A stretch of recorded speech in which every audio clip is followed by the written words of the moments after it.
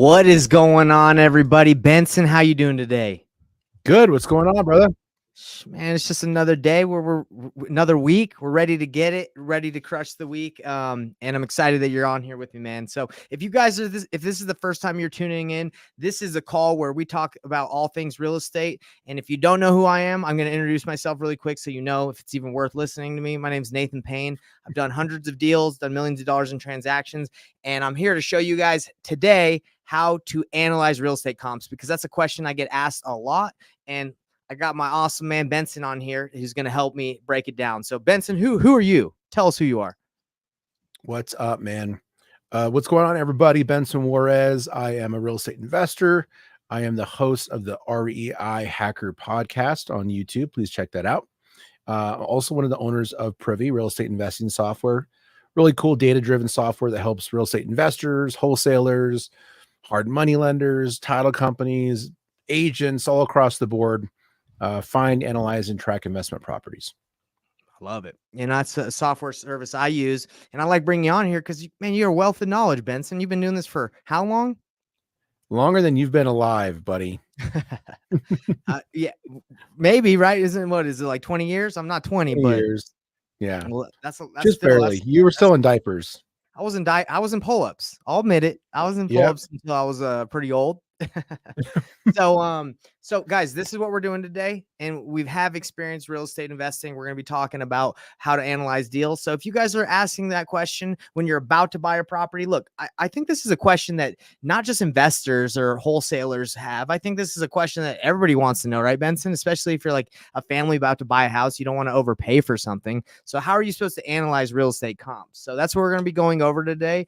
And my hope today is that from what we show you, you guys can go and take action, because we don't want to just tell you how to do it and just talk about it. We want to show you, right? So you can take action and learn how to comp deals for yourself. So if you're watching this live, give us a like, hit the bell icon or subscribe, do all that good stuff. And if you're not watching it live and you're watching it later, just throw something in the comment section saying what's up. We love the network. We do read the comments. So, we do deals I do deals all over the country. So maybe we can do a deal together depending in the market you're in. Maybe we can network. All right, Benson, you ready to hop in? Yeah, let's do it. Okay. So let's just talk about the question, how to analyze real estate comps. That's been searched a lot online, and I've had that question a lot to me, but let's break down what that really means. So analyze real estate comps. Like what, Benson, from your experience, what is a comp? What's a real estate comp? It's honestly, in my mind, that question is weirded oddly. It is. I agree. Because you're really not analyzing the comps. They're using the comps to analyze the subject property. That's right. Right. Yeah. But this is the thing. This is the kind of the way that people are, is like they're not really quite sure. So if people are searching it that way, they might not find what they're looking for, because really it should be, how do you use comps to analyze real estate? Right. Yeah. Right. And so comps is just a short word for comparable. Comparable meaning a house that's similar to the one you're analyzing. That's similar right. bedrooms, similar square footage, all within a distance that's reasonable, typically within about a half a mile. And then you can use those past sales or other homes, because they could be active or under contract comps as well, to try to figure out what your house is worth. So really, you're saying that analyzing comps are pretty much kind of the same thing. You're using the comps to analyze, right? So how do you use comps to understand what real estate is worth? Absolutely. And in this case, it happens to be real estate, but comps is just, it's a general word, right? That you use comps in life. Like you can use comps, like what's a comparable situation to what we're in, to figure out what's going to happen in another situation, right? Maybe like cars, right? Like you have a car that you want to sell, and you're like, well, what would mine sell for in this condition? Let me look at some others that have sold or that are for sale, right? Yeah, you look at Kelley Blue Book or one of those sites, Carfax or some of those other sites that are looking at like what past sales are, and they use those historical precedent to determine what's going to be happening today. Exactly right. So that's what you're doing, everybody, is you're comparing what other real estate has sold for near the property that you want to buy or is selling. Now, usually you want to use what they sold for versus what it's selling for, because anyone can throw a property up for sale for a price that is astronomically high or not going to sell for that price. So that's why you want to check sold data, but that can be difficult because in some non-disclosure states like Utah, I know Texas, I think there's 11. They don't show you what homes sold for unless you're a real estate agent. You have access to the MLS. So you have to go by, if you don't have that access to the MLS, you're not an agent, you have to go by what's selling, right? To kind of get a good idea. And that's what I do a lot too when I don't have that data. But that's basically what you're doing, right? Is you're just seeing, like you told us, what is stuff selling for? What did it sell for? Close to mine, right? Yeah. And let's not forget that there's a different way of comping when you're talking about real estate investing versus just real estate in general. So like right now you're selling your house, right? Right. And so an agent would come in there and they would pull comps to figure out what the list price should be. But they're typically going to be using as is comps. They're not going to use renovated houses to determine the value of your house unless yours has been renovated or it's been updated. Right. So you want to use like properties, right? So there's the characteristics of the house, which is kind of the foundation. And then it's like, okay, am I trying to sell a house that hasn't been renovated, or I'm trying to sell a fix and flip, or am I trying to do a wholesale deal? Right. And then at that point, after repair value is the most important piece of that equation. It is. Yes, it is. So let's kind of break down a scenario so everybody that's watching this can kind of understand how this goes. So let's say I'm talking to a seller, right, that wants to sell their home, and I'm a real estate investor. I'm looking to potentially wholesale it or buy it and fix and flip it. And I'm talking to them, and they say, "Hey, look, I looked at Zillow, and I see that my house is worth $500,000, right? That's what most sellers do, is they just look at Zillow, Redfin, Realtor.com, and they get a general idea, right? So let's go to kind of the first place. I'm going to write down some of this down. So you got Zillow. Do you have any other ones that you can think of? I usually just use Zillow, Realtor, and Redfin. Those are the ones that I get a good idea from. That are just online. Obviously, you have Privy, you have other softwares that you can look at. But these are the ones I would say that are just straight what sellers go straight to, right? And they get a general idea. They add it together and then they get an average, but that's usually what sellers will say. They're like, well, I looked online and my house is worth 500,000, so I want 500,000. But if you buy for cash, I'll give you a little bit of a discount. I'll give you $495. I'll give you $5,000 off, right? But the thing is, usually these softwares are doing, or these services, is they're getting an average, right, of what's selling in the area. And a lot of the times, if there's a lot of fix and flips in the area, it will kind of skew the numbers. So someone that has a bad house that's not updated, they'll be like, well, it says 500,000, but their house is in terrible condition. So their house really isn't worth that. So I run into that a lot, Benson. I have people that just look at Zillow. Thing. Yeah. Yeah. Well, let's not forget too, Zillow has this tool called the Zestimate. There you go. Right. So Zestimate is what's called an automated evaluation model, or AVM. I don't know if Realtor and Redfin both do that as well, but it's basically, well, let's just talk about Zillow for a second. They're $1 billion company, and even they will tell you that their estimate is off a certain percentage in either direction, plus or minus. Right. So for the average homeowner who's just out there just trying to get an idea of what their property's worth, it's fine, right? Because it isn't going to be a big deal. They're just trying to get an understanding what their house is worth. An agent who's going to list their house, they're going to actually go pull real comps from the MLS. Agents won't use his estimate because they know it's unreliable. Right. So if an agent won't use it, neither should wholesalers. Yeah. Neither should fix and flippers or other investor types, because we know that those numbers are skewed. And like literally sometimes we're talking about 8, 9, 10, 12% ROI. And if the algorithm is already off that much, then essentially it's worthless. Yeah, agreed. So if you're investing, do not rely on an AVM, especially this estimate, because it doesn't take into account after repair value. It is mostly an average, like you said. You know, what's really interesting is I before I listed my house for sale, the Zillow estimate was 540. That's what it said it was worth. but I ran the comps, and so did my agent that we listed it with, and it was actually the comps were looking like it was more like 650K. So we changed it. We listed it for 650. Zillow, a couple days later after we listed the property, now has my property at 660 as the evaluation. So I don't know how that works. They're really just taking what people put, the data that puts on there, and they're just using their algorithm, right? So you really can't trust it. And if you're talking to a seller that is taking it for the gospel and they're saying, well, Zillow says this is what my house is worth, that's what it's worth. Again, Zillow isn't able to walk your house to see the condition it's in. If you have new carpets, if you've updated the kitchen in the last 10 years. So again, it's a quick estimate, right? But it is not the exact. So I love what you said. Do not, if you're a real estate investor, you're dealing with, sometimes small margins when you're flipping a house. You do not want to go off the estimate. You want to go in, dive a little bit deeper, right? And to see what's sold and doing comparables. So now that we've talked about what most people do, how can you go a little bit deeper and find that information? We've talked about it a little bit, but let's write it down. Benson, I know you said agents, right? So if you're an agent, you have access to the MLS. Can you explain to people what the MLS is? Yeah, the MLS, it's an acronym. It stands for multiple listing service.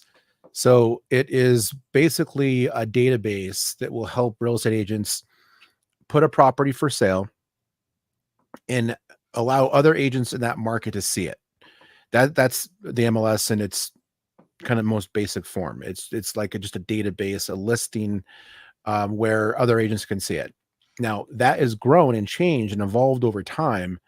Now it isn't just other agents can see it. Now they do what's called syndication, where if the seller approves it, the listing agent can check a box in the listing that says syndicate this to other sites.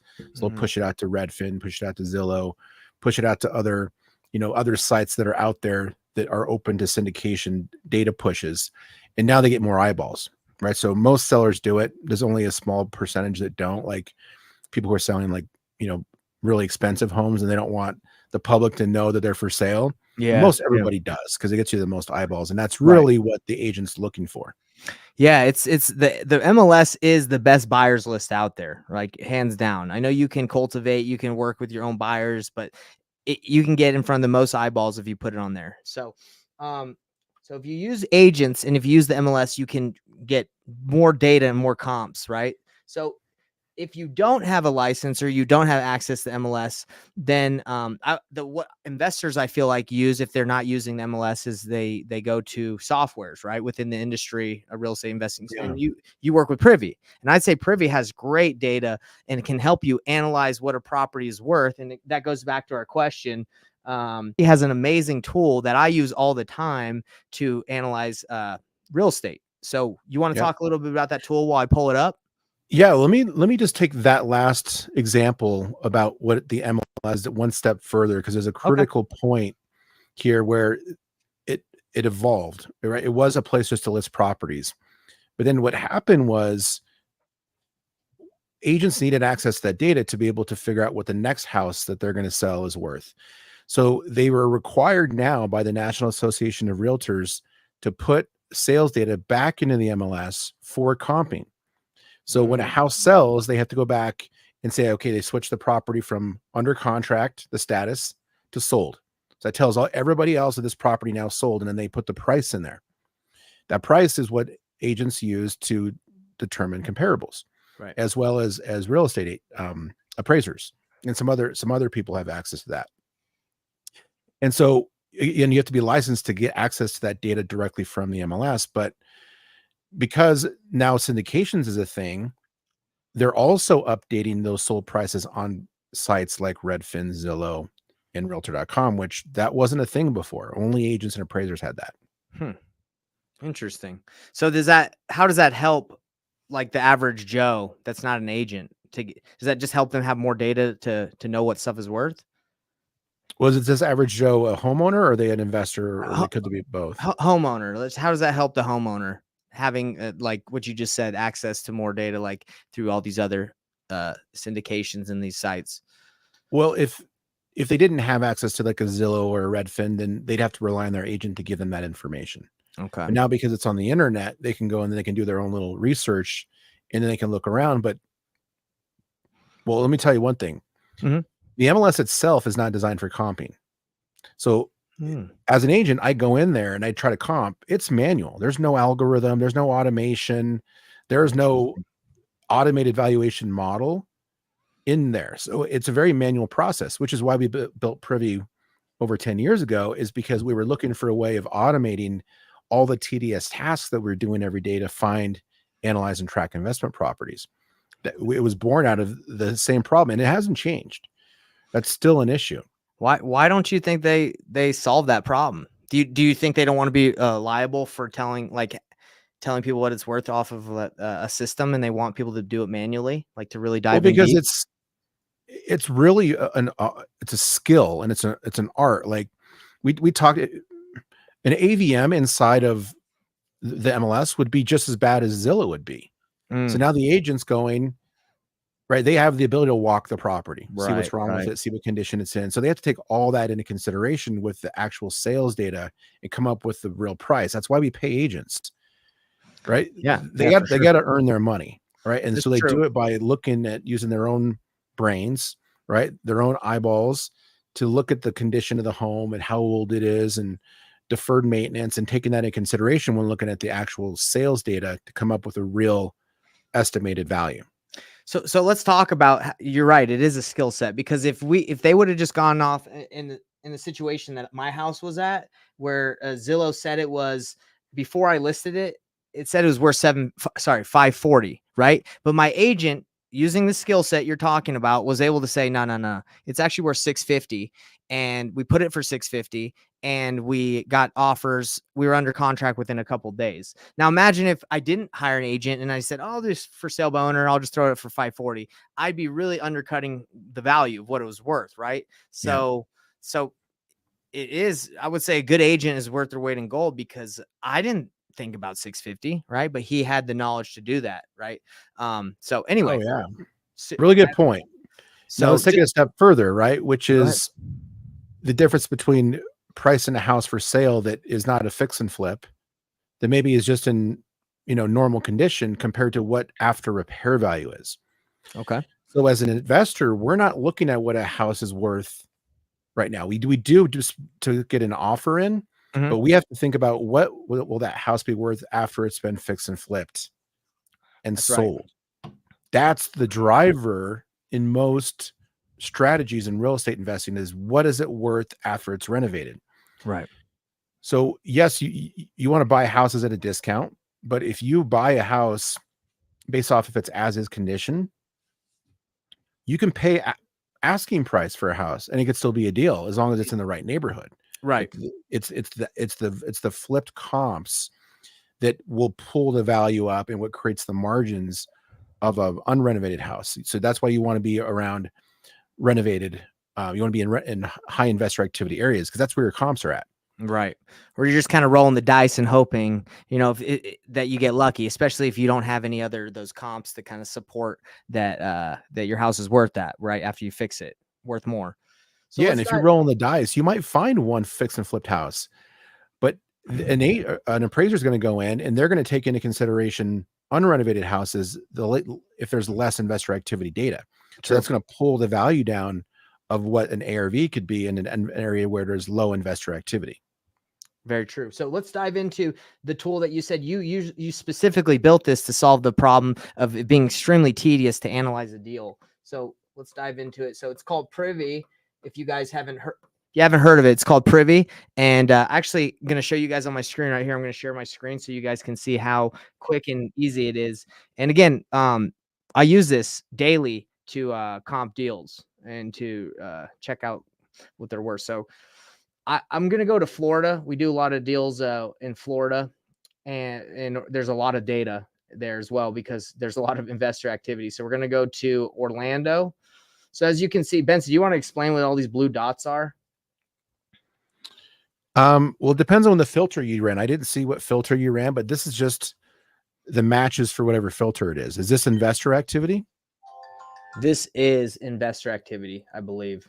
Let's Okay, see. so if you clicked that button that said fix and flip, then it will show you where all the fix and flips are located. There it is. Um, So And yeah, I went deals and then fix and flip. okay. So you can click into that filter real quick. I just want to take a look at it. Mm-hmm. Fix Okay, and now you're flip. doing fix and flip. Yeah, There so you go. fix and flip, 75%. You can drop it down if we need to. Active, single family attached, and run the search. So these are all the fix and flips that meet the criteria of the filter, correct? Right. So they bought them lower than 75% of the ARV, which is right around where most people are buying houses to be able to think that they're viable for a fix and flip deal. So Awesome. you have, those are all the matches, right? So this is everything in the last 12 months. So it looks like there's 391 that happened in the last 12 months. Perfect. Okay. And then obviously the closer I zoom in, it changes. Yeah, it'll change. And then you'll actually get to see each individual property. So right just to the right of Orlando proper down there, then it saw that there was some fix and flip activity. What do you think about this one? You want to take a look at this one? 249 Hastings Street. Can you see that? And no. You don't see it? Oh, there we go. I see that one now. Yep. So let's take a look at this. So this looks like a pretty good opportunity that it just found, right? And as you can see, it needs quite a bit of work. So the one thing that I love doing that's super fast and easy is you just scroll down to the comparables tab and it will find opportunities, comparables that are pretty close to this property. And then you can see with the down arrow what someone had purchased the property for and what they resold it for. So 339, they bought it for 100K. They sold it for 339. This is 249. So without like going really deep into it, you can say that they're buying around 100K and selling for 339 homes that are comparable to this one. Is that right, Benson? Is that how you would read that? Kind of. What I would say is I would look at this house is for sale for 249. Okay. And this fix and flip sold for 339. So in the percent ARV column, it means that house we're looking at on Hastings is at 74% of the ARV at asking price. That's without asking for a discount. Right. So if I'm an investor and I'm going to do a rental property, then I might offer asking price. But if I'm flipping, I need to get it lower than 75% likely for it to make sense. Right. So if I need to get it at say 65% of the ARV, then I would just multiply 65% times 339, and that would be my offer. Gotcha. But if I'm a landlord, this is a 3.2 in an area where there's little lakes. I'd go over to the rental comps and look at those and see what they're running out for. See the rental comps tab? Right. Yep. 2,115, 2,000. I'm looking at what the rents are going for. Looks like it ranges from like 15 to 2K a month for this area. Okay, You seen that? No, I'm not seeing it yet. I see your mouse moving, but you have to click the rental. Oh, I did. Maybe it's just taking some time for you to see it, but oh, there he goes. It just popped up. Yeah, it's just maybe it's lagging a little bit. Okay. Yeah, so this would be a good area for a rental, and you got a pretty good range here. Yeah. And so if I got this thing for a little bit less, then there's a good chance I could get close to that 1% rule. It's true. Yeah. The thing that I really like about looking at this is I can go to the one that was flipped at 339 and I can click on it and I can see what it looked like before and after to see what they did to it. How updated they made it. A lot of the times it has a lot more pictures to show you, but this one has the Google Street View, but it's totally fine because it shows you what they did to the property. Looks like they did a pretty good job. They got it $100,000. That's a pretty deep discount. 100,000 and sold it for 339. So this one must have been really, really jacked up. And they got it direct from seller too. That's something important to note because it says public record section there. Versus it has all the pictures. You would know if it was sold on the market, right? On the MLS, if it had the data on it, like more. Yeah, if there was an MLS ID underneath that street view. Mm-hmm. Then you'd know it was purchased from the MLS, but this one says public record, so they got it direct from seller. Got it. Perfect. Now this would be a good buyer, right? Like if you were able to get that property under contract and get it lower in the range where they usually buy properties, you could reach out to them and you could say, "Hey, would you be interested in buying a property that you just bought, that you just flipped? I saw that you Mhm. flipped the one; it looks really great. I got a potential opportunity." But just quickly, just looking at the property we looked at 249, I believe, obviously from the data, we need to get it a lot lower for the buyer that bought this one to want it. But it's a good opportunity because you can see it needs work. It needs work. It Fairly quick. has investor activity in the area. We know there's demand there because it was a high investor activity location. And then it's just at this point, what do you need to write the offer on? And so if you do it, if you think 339 is the ARV, because that was a flipped house, Mm-hmm. you would just make your margins there, and that's how you submit an offer. But if that 339 wasn't there, if you scroll down again, Mm-hmm. and we're just looking at, This right here. yeah, So we're just we looking at got their sales. yeah. So we got 360, 340, 337. So you're getting a range of 337 to like 360 is the top. Hmm. That's the highest one. And you can look into pictures, and it is a skill set because you can go and look and you can see how well did they do. Does this have a pool? Does it have a garage? Like what makes it better than the one I'm looking at, right? Yep. So Does you it got to back to water? Like in Orlando, there's a lot of lakes, a lot of little rivers and canals. So you have to make sure that if your house is on the water, then you want to use comps that are on the water. If your house doesn't have that, then do your best to use comps that aren't on the water, but you can still use ones that are on the water, but you have to subtract out the value, the bump in value that it gets from being on the water. Agreed. And you know what's really interesting? You have to, when you're doing real estate investing, you really should understand your market very well instead of bouncing all over the country like I used to. Because this area, for example, like right off of Glendale, like this could be like the coveted street. This could be like the where everybody wants to live. And just across this main road, North Hastings, this area could probably not be as desirable for some reason, and you just don't know. So if you got Mhm. something here and you're like, oh, well, and the data wasn't giving you what we're seeing right now, but you're like, oh no, the ARV is 339. Well, potentially it probably not because this it's not as nice if an area is across the street or it's on a main road and people don't like the traffic or the noise. So understanding your market is really important when you're doing this business, guys, because it can make or break a deal.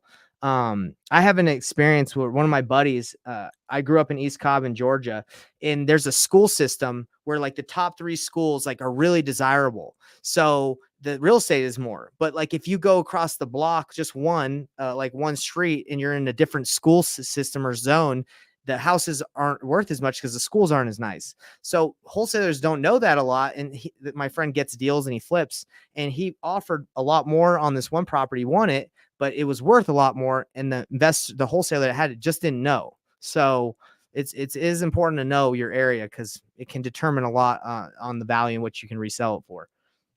Yeah, really good point. And the other thing too, and we've been talking about it loosely, but this whole concept of doing adjustments. So real estate's very unique, right? Even if you have the 2 properties that are the exact same, they're both 3-bedroom, 3-bath, and they're across the street from each other, exact same square footage. They're both ranches. Well, one faces north and one faces south. Mm-hmm. Well, in Colorado, that makes a huge difference in which direction the house faces, because if you have a house that has a lot of shade, that means you got snow way up until like April. Right. And people don't like that. So they'll pay more for a house that faces the other direction.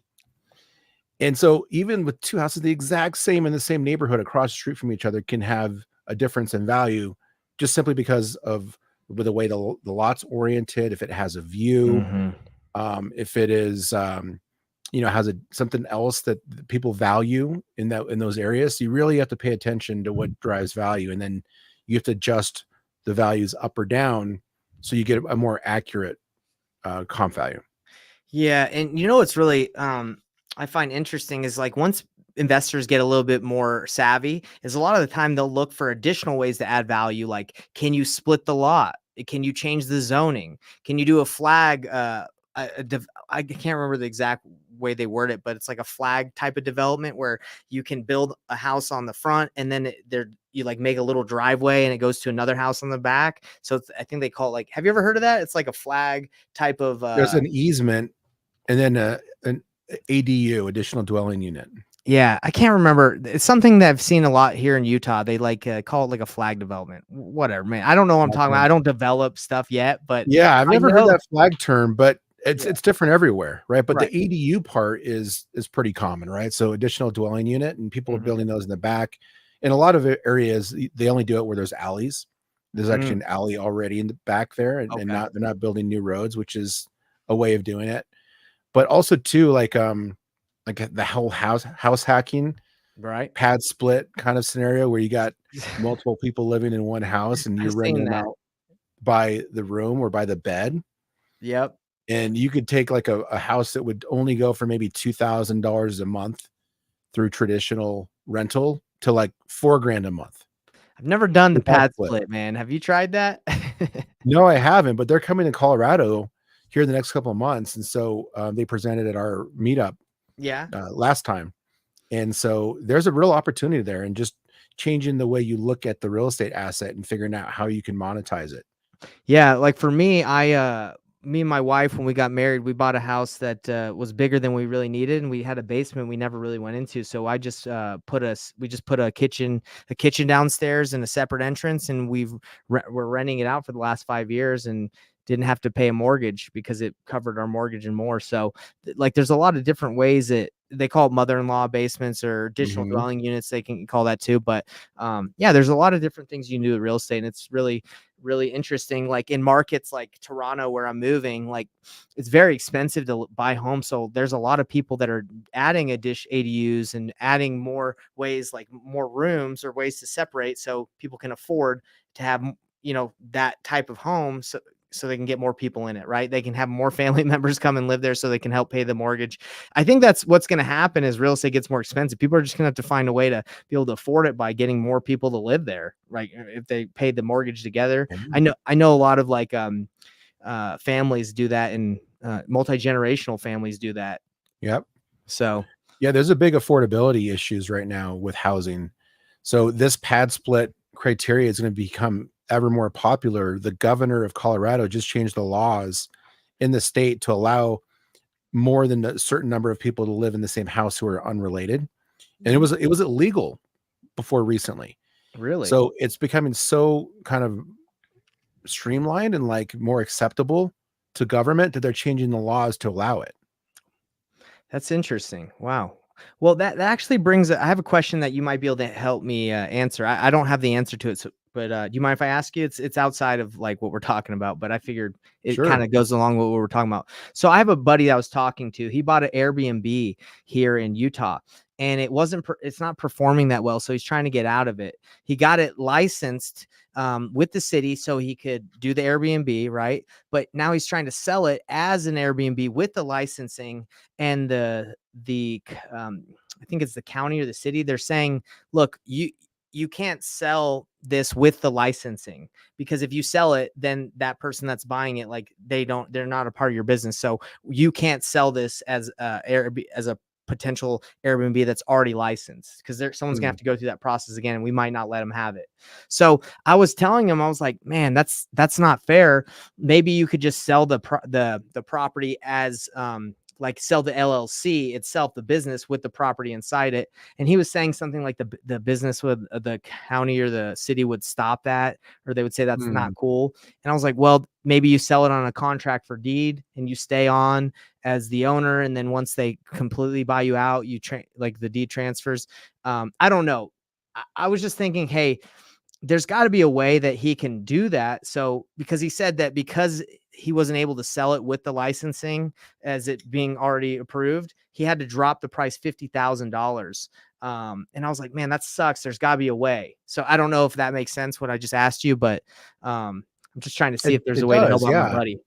He might be able to separate them, right? So sell it's like a package deal. So sell the real estate as is, and then you sell the LLC separately from the real estate. But there's another agreement that includes both, but that doesn't get recorded at the county, Okay. right? So they could put a contract together with agreement to sell the house and an agreement for the LLC, which owns the license, right? The LLC does Right. probably, or is it him? I That would think be it's an important. LLC. I think it's the LLC, but if it is the LLC, then he could just make whoever buys it like a member of the LLC, right? Like, or will eventually Yeah. sell it to him, right? So they could own it. And then he would remove himself as a member to the LLC after the fact, and none of that gets recorded anywhere. Yeah, That might be a way around it.